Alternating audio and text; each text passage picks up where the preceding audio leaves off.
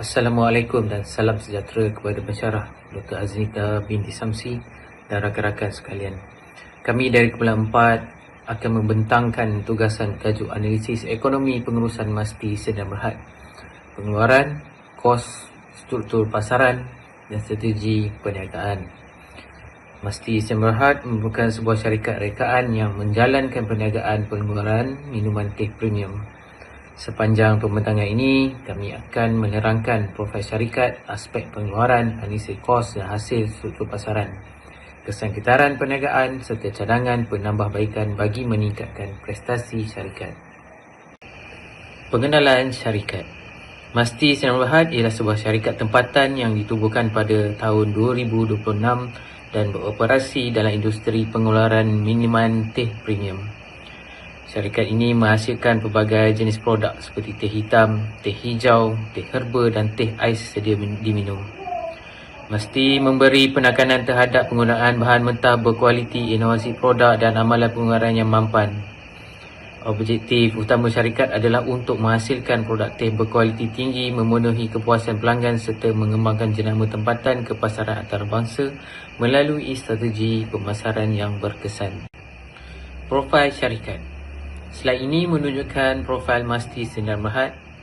Masti merupakan sebuah syarikat pengeluaran barangan yang memfokuskan kepada pembuatan produk minuman teh minuman yang premium.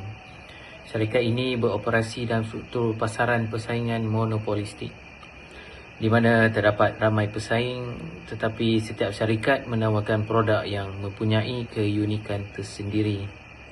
Produk utama Masti terdiri daripada teh hitam premium, teh hijau, teh herba, teh ais sedia diminum. Sasaran pasaran ialah isi rumah, restoran, kafe, hotel dan pasaran ekspor.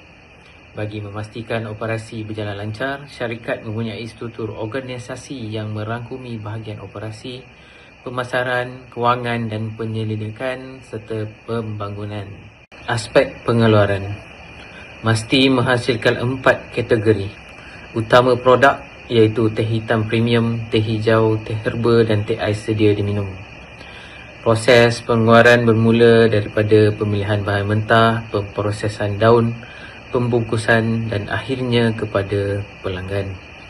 Dalam analisis ini, jumlah pengeluaran dianggarkan mengikut kapasiti pengeluaran bulanan.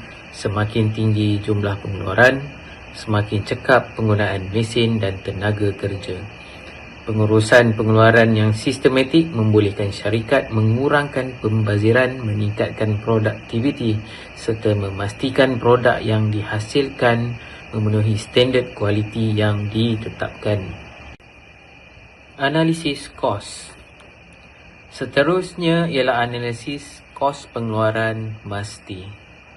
Kos eksplisit ialah kos melibatkan pembayaran sebenar seperti pembelian bahan mentah, gaji pekerja, utiliti dan kos pembungkusan.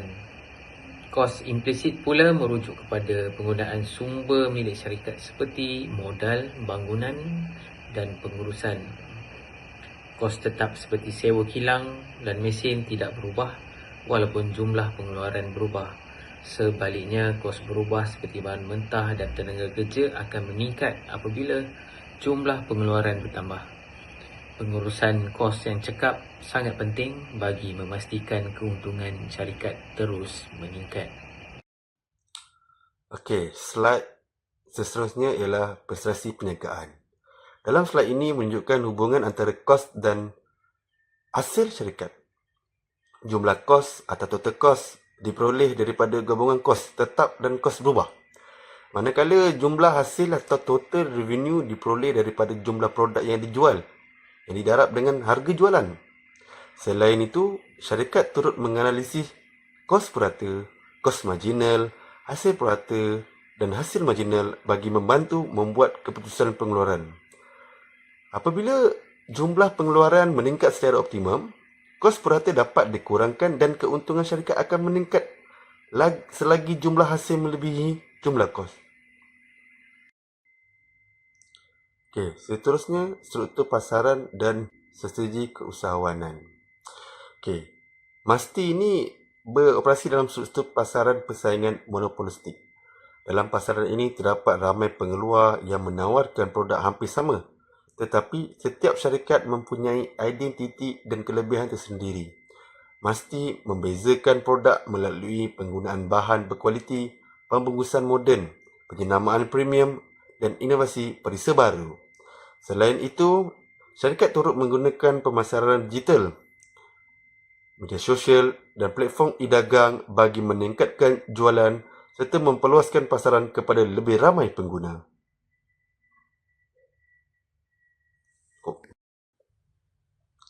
Seterusnya, halangan dan peluang perniagaan. Syarikat mesti menghadapi beberapa cabaran dalam menjalankan perniagaan. Antaranya ialah yang boleh kita lihat peningkatan harga barang mentah, kos pengangkutan, persaingan daripada jenama tempatan dan antarabangsa, serta perubahan citarasa pengguna. Namun begitu, terdapat banyak peluang yang boleh dimanfaatkan, seperti memperluaskan pasaran ekspor, meningkatkan jualan melalui platform e-dagang, menghasilkan produk organik dan memperkenalkan produk baru mengikut trend pengguna. Dengan ini, manfaatkan peluang ini mesti berpotensi meningkatkan daya saing dan keuntungan syarikat.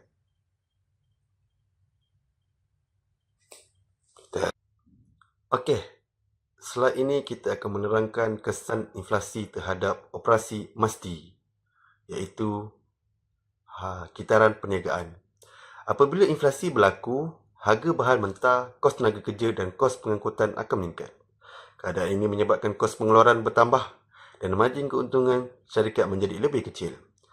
Sekiranya syarikat menaikkan harga jualan, maka permintaan pengguna mungkin akan menurun. Bagi mengatasi masalah ini, kerajaan boleh melaksanakan dasar monetari atau mengawal inflasi, memberikan bantuan kepada pengusaha kecil dan sederhanakan serta memastikan bekalan bahan mentah kekal stabil. Seterusnya, berdasarkan analisis yang telah dijalankan, terdapat beberapa cadangan bagi meningkatkan prestasi mesti. Pertama, syarikat perlu meningkatkan penggunaan teknologi automasi bagi mempercepatkan proses pengeluaran dan mengurangkan kos operasi. Kedua, mesti perlu mengukuhkan pemasaran digital melalui media sosial dan platform e-dagang. Selain itu, syarikat juga disarankan menghasilkan lebih banyak produk mesra alam serta memperluaskan pasaran ekspor ke negara-negara serantau. Cadangan ini dijangka akan meningkatkan keuntungan dan memastikan pertumbuhan syarikat secara mampan. Di slide ini sebagai rumusan, mesti Sdn Berhad mempunyai potensi besar untuk berkembang sebagai jenama teh premium tempatan melalui pengurusan kos yang cekap, strategi pemasaran yang berkesan, inovasi produk dan penyesuaian terhadap perubahan ekonomi. Syarikat mampu meningkatkan daya saing dalam persaingan monopolistik. Kesimpulannya, prinsip ekonomi pengurusan memainkan peranan penting dalam membantu syarikat membuat keputusan yang lebih baik bagi mencapai keuntungan dan pertumbuhan jangka panjang. Sekian, terima kasih.